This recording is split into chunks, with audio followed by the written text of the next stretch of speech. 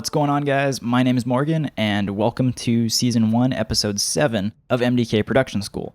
So in the previous lesson, we covered pretty much everything you can do inside of the piano roll.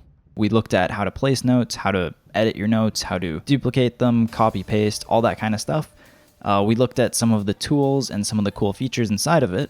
Now that you've learned all of the basics, I want to show you how to set up and use a MIDI controller or MIDI keyboard inside of FL Studio. We'll take a look at how to install your controller properly and how to make sure that there's input going into FL Studio.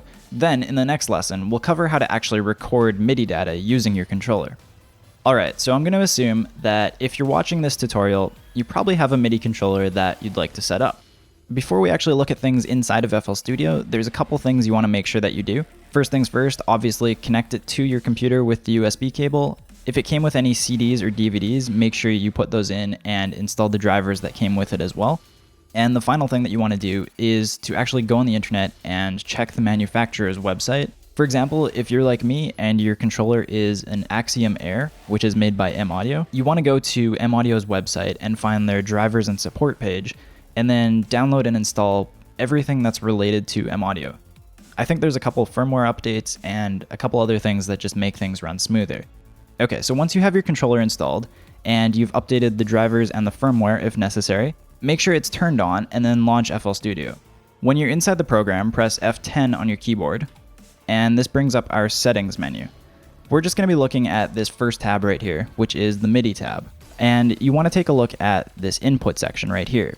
Chances are pretty good that your input panel right here might either be blank or just have different stuff listed. If that's the case, don't worry about it because your setup is probably a bit different than mine. In this input section, you want to find your MIDI controller and make sure that it's enabled. So I clicked on this one that says Axiom Air 61 MIDI input, and I made sure that it was turned on in the bottom left. If you turn it off, you'll notice that the on right here disappears. If we turn it back on, it reappears. So go ahead and hit some notes to see if it'll make a sound. So it sounds like everything's working. And to check if you have input, you can also go up to the top right up here and watch what happens when I hit a key. You'll notice that this button right here, which is MIDI input activity, flashes on and off. Alright, so there's a slight chance that your controller is not actually listed in here, so you couldn't actually select it and then hit enable. This can occur for a couple of reasons. Most commonly it's because you opened FL Studio first and then you turned on your controller. Fortunately, there's a really simple solution. So you just go down here to this Rescan Devices button. You can click this and then FL Studio will rescan your computer and look for controllers that are connected to it. After you press this button, this list should be repopulated, and then hopefully your controller will appear in this section. Now, there's a slight chance that even after doing that, your controller may not appear in this section. If that's the case, it might be a problem that's more specific to your personal setup, so it's going to be a bit harder to figure out. However, that kind of segues me into the next thing that I wanted to mention. ImageLine, the company who makes FL Studio, actually has a really great forum available on their website. I'll put a link to it in the description. The forum has quite a few different subforums in it as well, and these can be a really valuable tool to help you figure out some of the problems that you might be having. Keep in mind that you actually have to own FL Studio, so if you pirated it, you can't actually have access to this forum, but the members on the forum are actually really helpful.